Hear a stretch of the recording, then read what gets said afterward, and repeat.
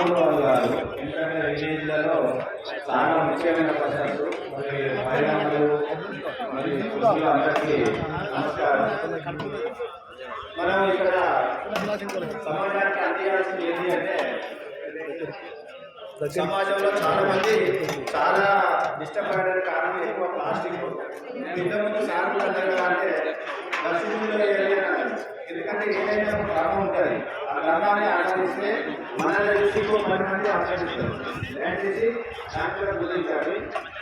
Plastic నివారణ ఎందుకోసం అంటే మన పిల్లల భవిష్యత్తు ఎంతో రకాలుగా నష్టపోవాలి.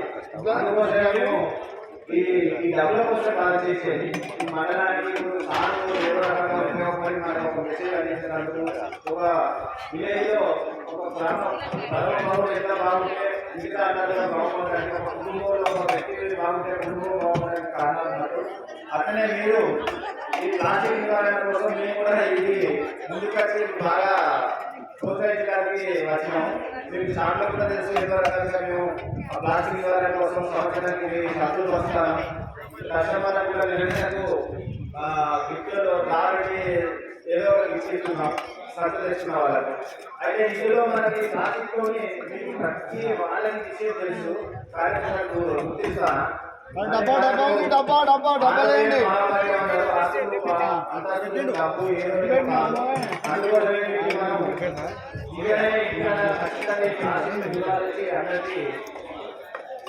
మంచి సమాజాన్ని అందించాలని, అందరికీ ఆరోగ్యమైన సమాజాన్ని ఇవ్వాలని కోరుకుంటూ, అంటే ఈ ఆహారంలో ఏంటి అంటే సాత్విక ఆహారం ఉంటుంది. దీన్ని సాత్వికము, రాజసము, తామసం అని 3 రకాల ఫుడ్ ఉంటుంది. ఈ సాత్వికం వల్ల మనకు వచ్చేది మెయిన్గా ఏంటి అంటే మంచి అలవాట్లు, జ్ఞాపశక్తి ఎక్కువ ఉండడం, ఆరోగ్యం మంచిగా ఉండడం. ఇది ప్రతిదీ పిల్లలకు ఫ్యూచర్. ఎందుకంటే ఒక్కొక్క ఫుడ్కి ఒక్కొక్క గుణం ఉంటుంది.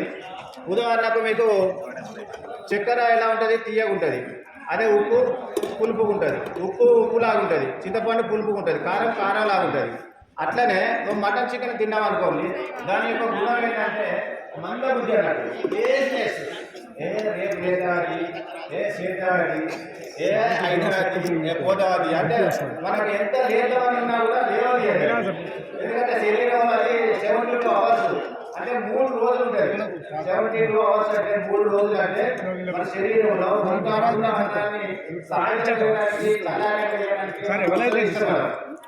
3 రోజులు మన శరీరంలో ఆ మిషన్కి ఆ విగ్రహానికి ఎంతో మంది పెడతాయి.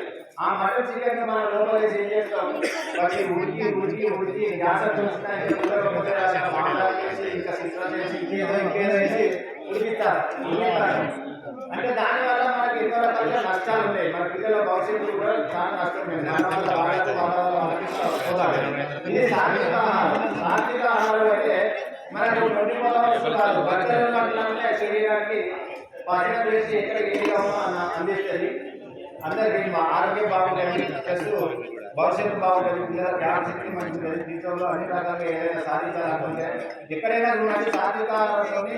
అంటే ఉదాహరణకు కూడా చూడండి, అంటే సాత్విక ఆహారం తినాలకు బ్రాహ్మణి వాళ్ళ ఇంట్లో పిల్లలు కానీ అంటే ఇష్టంగా ఒక పదాన్ని చదవడానికి, మాట్లాడడానికి, పలికేటందుకు కూడా ఇష్టపడుతుంటారు వాళ్ళు. అంటే మనకు కలగరాదు. ఎందుకంటే